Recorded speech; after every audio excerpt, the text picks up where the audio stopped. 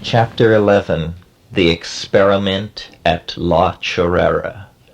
The night was absolutely black. A low-lying cloud bank had appeared, muffling the small world of La Chorrera and wrapping it in a bowl of all-absorbing velvet darkness. Following the storm, we had rebuilt our fire and had driven off several liters of water from our infusion of Banisteriopsis caapi, so it was much strengthened over what it had been before. We then added crushed leaves that Dennis had gathered that day near the Chorro, and which we were using as DMT admixture plants. We did this because we had tentatively identified these plants as Justicia pectoralis variety stenophylla, a plant commonly used as an admixture of yahe in the Valpace drainage. Now, years after that evening, I question both the concentration at which we brewed the Banisteriopsis and our identification of the admixture plant. There is no doubt that there was considerable harmine alkaloid in the infusion, but not so much as I later learned was necessary to provoke an unambiguous intoxication.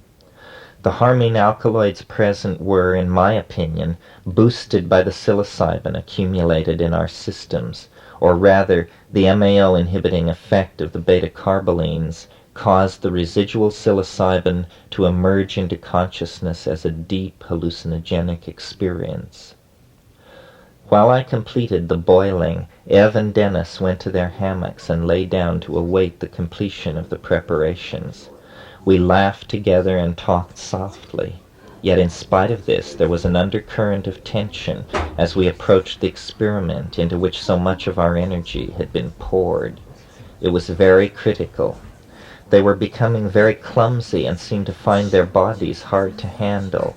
It was that which had sent them to their hammocks. I said that I would do whatever needed attention. Our little hut on its stilts looked in the flickering firelight like a small spaceship dropped into the howling jungles of an alien world. We all felt like we were approaching hyperspatial overdrive. There was a sense of immense energies accumulating. The effect was reinforced by the hammocks hanging like acceleration slings ready to receive a starship's crew. Dennis lay in his hammock, nearly unable to hold a pencil, but writing furiously in tight operational terms about the experiment just ahead. The mushroom is presently metabolizing within our bodies. This has keyed in on the tryptamine template in the living mushroom, and it has been sensitized for the condensation of the harmine psilocybin DNA molecule.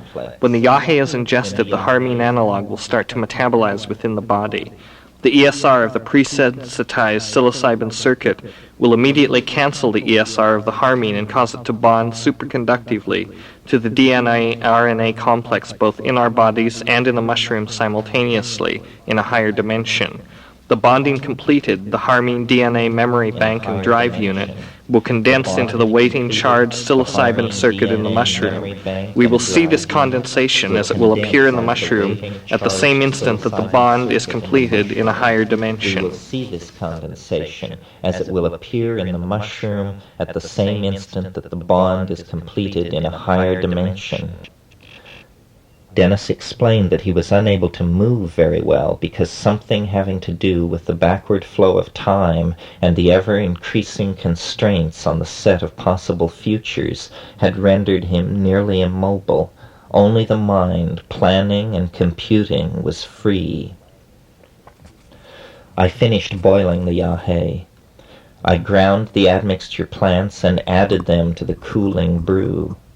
I moved the yahe into the hut, then the mushroom. Those things in place, we were ready to begin. Prior to this point, we had taken no hallucinogens for several days.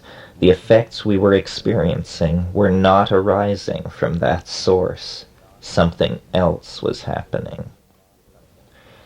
Dennis was now narrating our countdown toward an omega point that none of us could really understand. We were completely transformed with the expectation that possibly we would witness the outbreak of the millennium. He said that time was appearing to slow down as we approached this point, As proof, or rather witness, to this amazing assertion, he called our attention to the candle that I had set upon a small shelf jutting from the wall of the hut. Unattended, its slight tilt had become slowly exaggerated, so that now it hung at a crazy angle, defying gravity because, he said, time was passing so slowly that we could not see that it was actually in the act of falling. I walked closer to this apparition and bent toward the flame. It appeared still, absolutely frozen. My mind shot back to the moment above the river when it too had seemed stilled forever. The flame was uncanny. As deeply as I cared to look into it, I could see no movement of particles or gas. We, or I, seemed to have my usual freedom of movement, but the world around me was coming to a crystalline and eerie halt. It was Dennis who finally spoke. A series of quantized energy levels have to be broken through in order to bond this thing. It is part mythology, part psychology, part applied physics. Who knows? We will make 3 attempts before we break out of the experimental mode. We all drank the yahe, sending it churning through our guts. Dennis took only 1 mushroom so that he could hear the tone. Darkness was utter, and we had no clocks. It seemed hours since Dave and Vanessa had left us. All was finally in readiness. The living mushroom, the harmine brew, the harmine smoking mixture. After we each had taken a half a cup of the yahe infusion, we settled down to wait. Dennis had been hearing the ESR tone that he deemed the sine qua non of what we were attempting for the past several days. After about 15 minutes, he announced that he could hear it more clearly and that it was gaining strength. He felt prepared to attempt the experiment at any time, he said. We agreed that each time during the actual making of the sound, we would extinguish the candle so that we would not have our minds burdened with any tryptamine-induced facial distortions that the odd yelling might cause. Years before, there had been episodes involving DMT and spasms of facial musculature that were fairly hair-raising for the observer, involving as they did the entities of tantric Buddhism, the bulging eyes, the rolling and possibly long tongues, that sort of thing. Dennis rose up in his hammock then. The candle went out, and he sounded his first howl of hypercarbylation. It was mechanical and loud, like a bull roarer, and ended with a convulsive spasm that traveled throughout his body and landed him out of his hammock on the floor.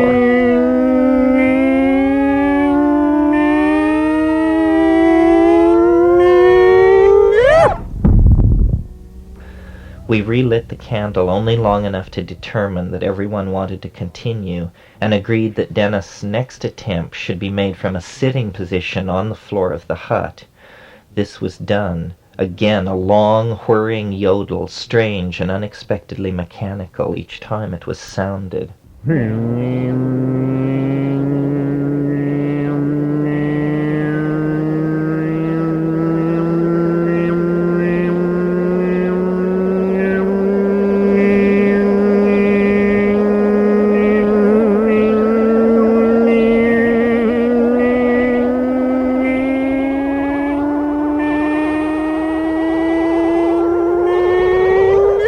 I suggested a break before the 3rd attempt, but Dennis was quite agitated and eager to bring it through, as he put it. We settled in for the 3rd yell, and when it came, it was like the others, but lasted much longer and became much louder. It was like an electric siren wailing atomic attack over the still night jungle.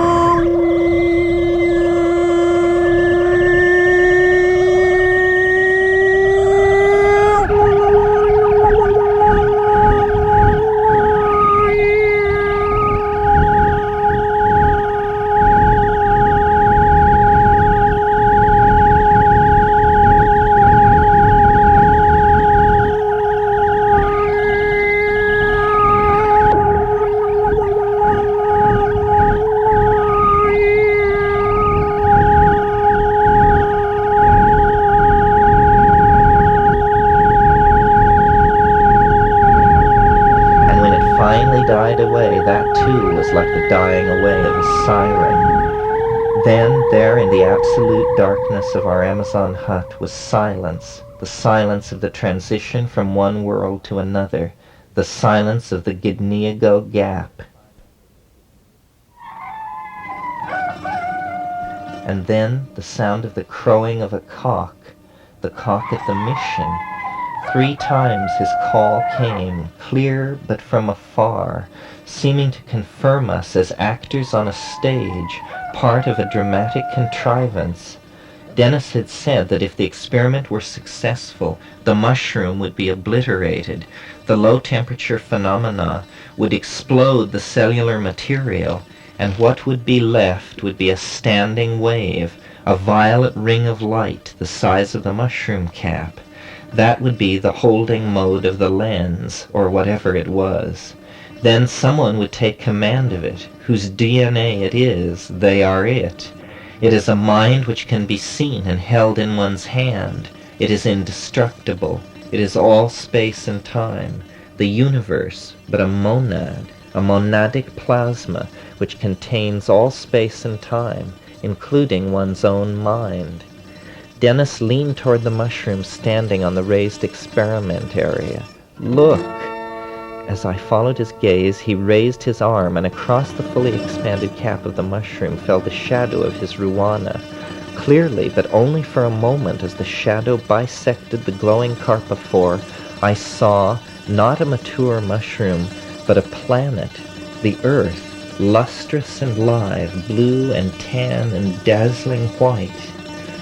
"It is our world." His voice was full of unfathomable emotion.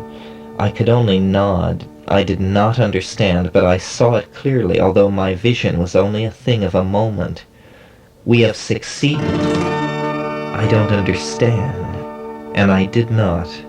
"Let's walk to the pasture. I need to think."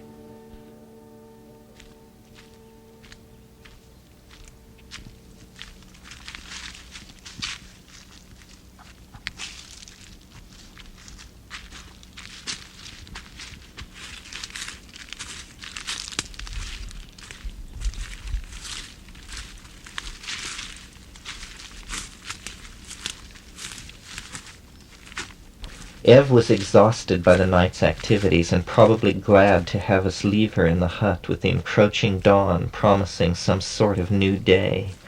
As we let ourselves down the log ladder to the ground, I was struck by the scene of utter confusion that our activities had left behind during the last frantic hours of brewing the night before. Our huge fire was now only white ashes. The waste from the haymaking was piled beside it, looking like a mound of beached seaweed. Everything seemed strewn about. This we walked through, shaking the stiffness out of our bodies and stopping at the small stream that crossed the path to splash water in our faces. We had not spoken. It was Dennis who broke the silence. "You are wondering if we succeeded." "Yes. What happened? Your writing heard on this effect, so what's going on?" "Well, I'm not sure how, but I know we have succeeded. Let me try to understand this." As we walked on, my own mind was racing with questions, and as we walked along, Dennis' occasional comments were, it burst over me, answers to questions that I was thinking but not articulating. I stopped in my tracks. I clearly formed a question in my mind. Dennis, head bent beside me, began to answer without waiting for me to articulate my thought aloud. I was dumbfounded.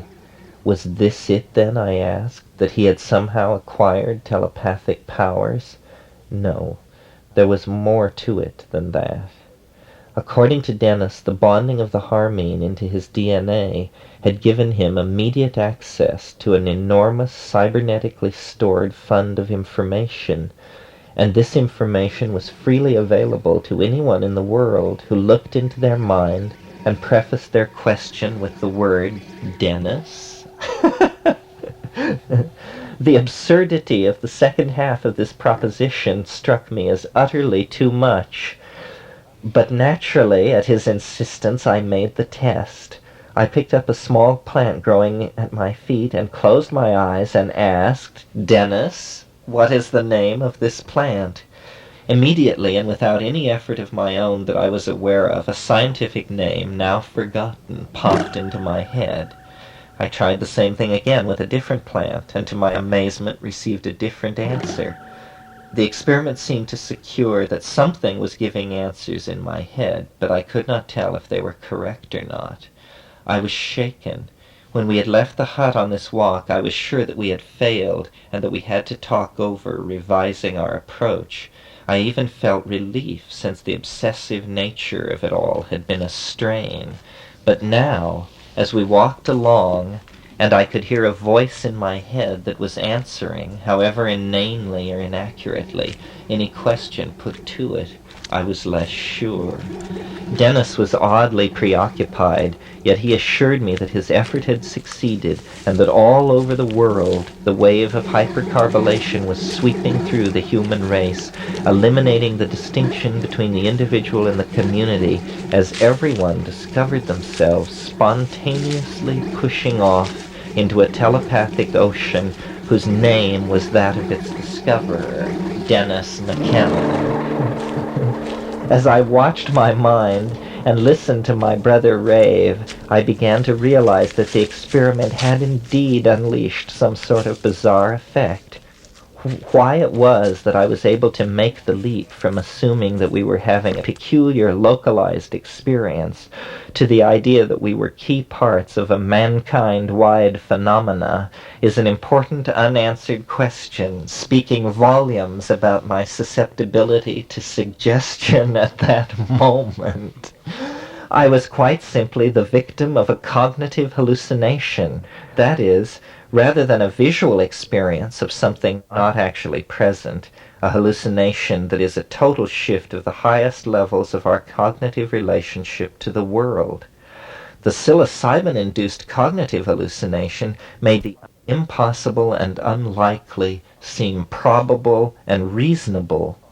I was becoming flooded with ecstasy as the realization came over me that we had passed the omega point and that we were now operating in the first few moments of the millennium. Both of us could feel the excitement in us rising toward the realization that the world was now somehow radically different, totally different, in a fundamental way. Dennis spoke. So, this must be it. We have not condensed the stone into visible space, but we have generated it in our heads.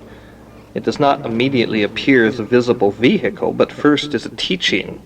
The teaching we hear in our heads right now. Later, the Word will be made flesh. Flesh. I could only stare at my brother. Who is he, and how is he able to know and do these things? I could only wonder. Now, Mother and possibly lots of dead people will be showing up soon. Young, he will doubtless come, and Einstein too, and by God, I want to hear what they have to say. We were embracing each other and laughing. I felt as though I was being led like a little child. For no reason I had ceased to question. Rather, I felt an urge to see other people and feel their immersion in the new heaven and the new earth. Dennis agreed. I would go to the river and get Dave and Vanessa, and he would return to the camp and Eve and explain to her what was happening. I would return with them to the forest. As I set out toward the river, I seemed to myself to be nearly weightless. I felt reborn. I felt full of energy and bursting with good health and vitality. Over a period of a few minutes, I had passed from weary, disgruntled skeptic to ecstatic believer. Looking back on it, I believe that for me this was the critical juncture. Why did I not question Dennis more closely? Was I somehow self-hypnotized? Did the unfamiliar setting, the restricted diet, strain, and expectations push me into a place where I was unable to resist participation of a sort in the world of my brother's bizarre ideation? Why was I unable to maintain my detached and skeptical viewpoint? In some sense, this willing suspension of disbelief is the crux of the matter, and, I believe, of many a close encounter situation. The other plays with us and approaches us through the imagination, and then a critical juncture is reached. To go beyond this juncture requires abandonment of will and habit.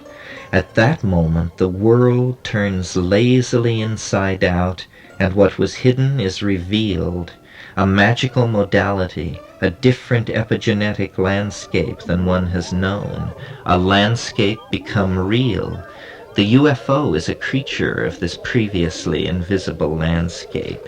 It is lord of the skies of the imagination, able to carry anyone with it who will but play, and then let the play deepen and deepen.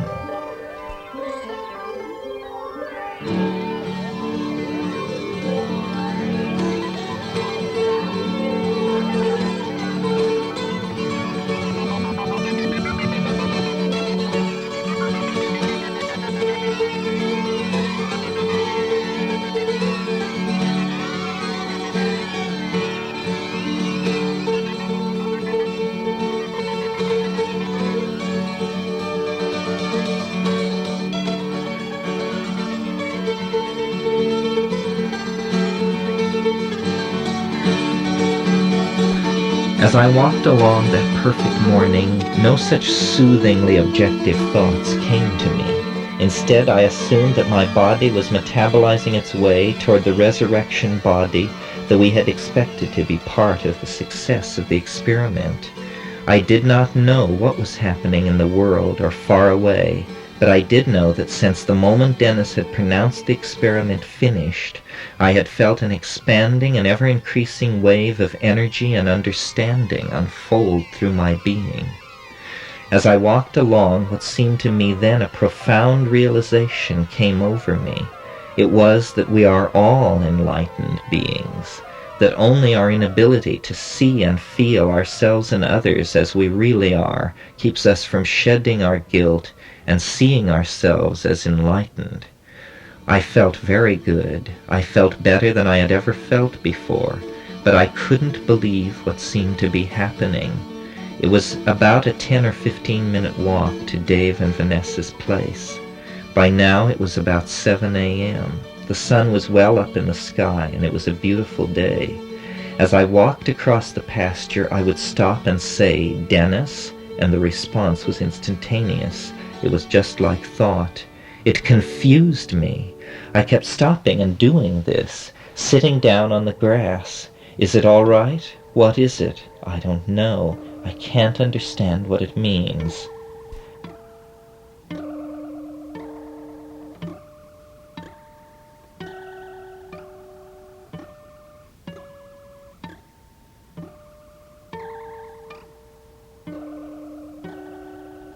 I walked on toward the river.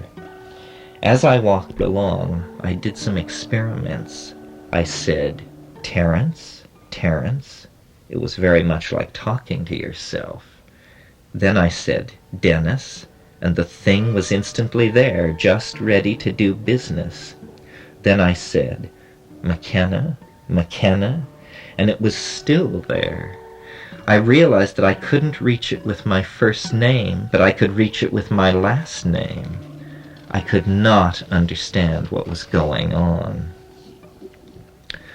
I was pondering these kinds of things when I arrived at the riverside house of Vanessa and Dave. They were still in their hammocks asleep, but crowded around the door, even this early in the morning, were a group of wide-eyed Witoto children. As I pushed my way through them, my gaze fell on each, and I thought, "You are enlightened, and you, and you." My arrival was the first event of the day for Dave and Vanessa.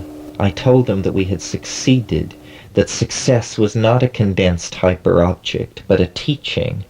I asked them to dress and come with me.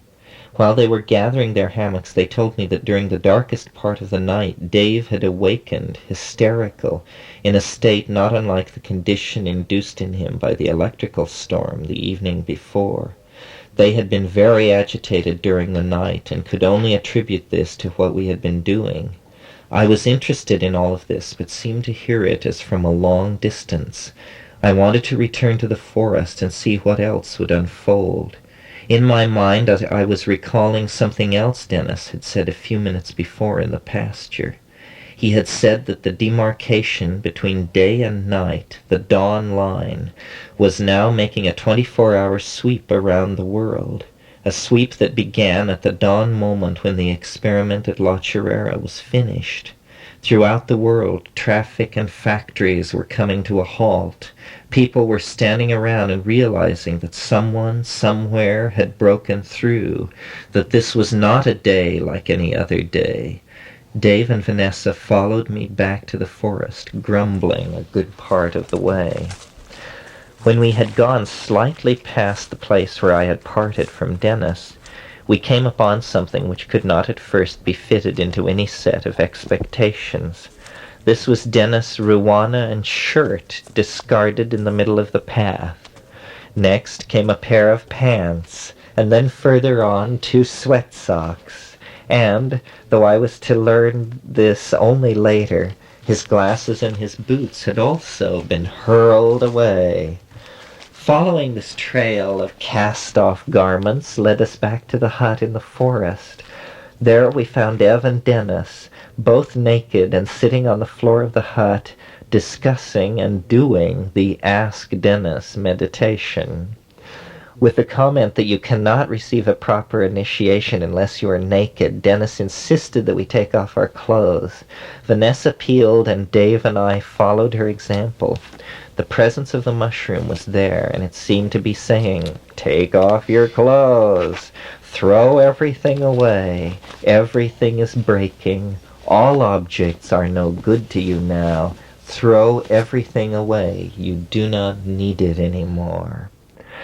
We all looked at each other, glossy pubic hair and secret genitals now in the sunshine. I rolled a joint then. We sat in a circle and smoked. We told Dave and Vanessa about the teaching and urged them to try it with varying degrees of success, since a voice in the head is a very subjective thing. If one has it, there is no doubt. If one does not have it, it seems a very murky thing. Everything was very amicable, except that Dennis was showing a tendency to talk right through other people's comments, as if they were not present. It was as though he were on a different time track from the rest of us, since he really seemed unable to realize that someone else was talking. We thought that it was logical to untie our hammocks from the house and take nothing but our hammocks and go naked into the jungle, tie the hammocks in a tree, and then get into these hammocks. We would then explore the mode, because clearly you could do more than ask or answer questions. The door was standing open. God alone knew what one could do. I asked the thing in my mind what should be done, and had received instruction that we should visually meditate on our lives, and, starting from the present, trace back through our entire life, encountering and setting things right with every sentient creature that we had ever wronged. When we reached the end of this process, we would leave our bodies and be somehow free in the dimension of absolute freedom that seemed so near. Lying in our hammocks, we set out to meditate our way to hyperspace. I could see myself at La Chorrera, then going down the trail to El Encanto, up the river to Leguizamo, and back to Bogota, back to Canada, and at each point I would meet the people that I had lived my life with, and I would say, "We got it. I'm sorry. I hope I didn't offend you too much back there in 3D. It's all over now. It's all over." I could see people. Immediately I reached out for all of them. I seemed to be able to reach them. "We're in the Amazon," I explained to each, "and now we're going home, or someplace." The vision had an utterly bizarre quality. Tears welled up behind my closed eyelids. It was very peculiar. The voice of the teacher spoke in my head. "You've found it. This is it. It's all over now. There is no more. Within a few hours, the superstructure of human civilization is going to collapse, and your species is going to go to Jupiter and then to the stars. A day of high adventure dawns for man at last."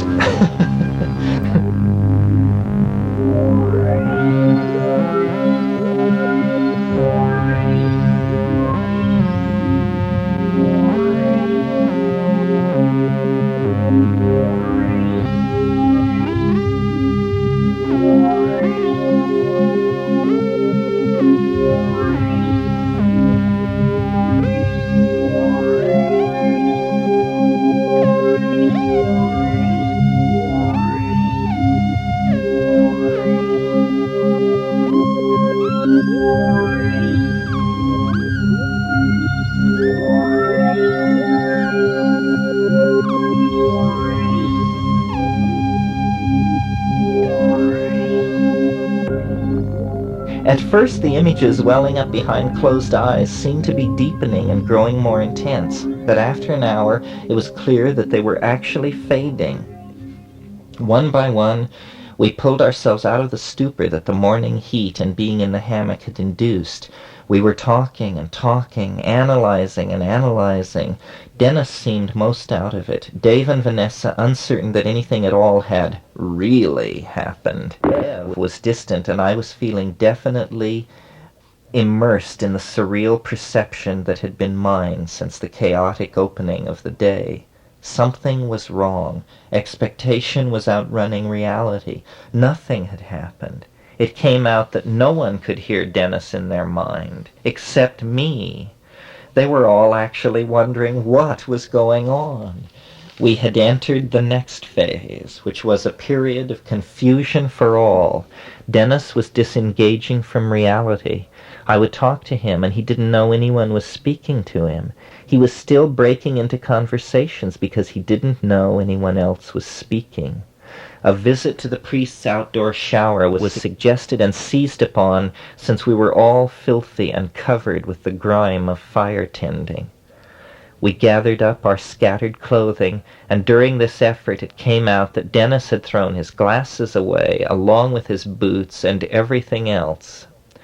Disheveled and disoriented, we set off, searching unsuccessfully for the lost pair of glasses as we retraced our path to the mission. We were a group of people of many minds about the previous several hours, some assuming that this was a day like any other, others assuming that this was the first day of the age at the end of time. A group of Witoto gazed at us as we passed and then roared with appreciative laughter. They know what has been achieved," the voice in my head assured me. They were certainly beaming and chortling about something. On we walked toward the mission and its shower in the sunshine. Dennis would not stop talking. The consensus was building that we had a crisis on our hands, but it wasn't yet out of control. We agreed that Yahé is very peculiar, and thought that the passage of a few hours would smooth everything out.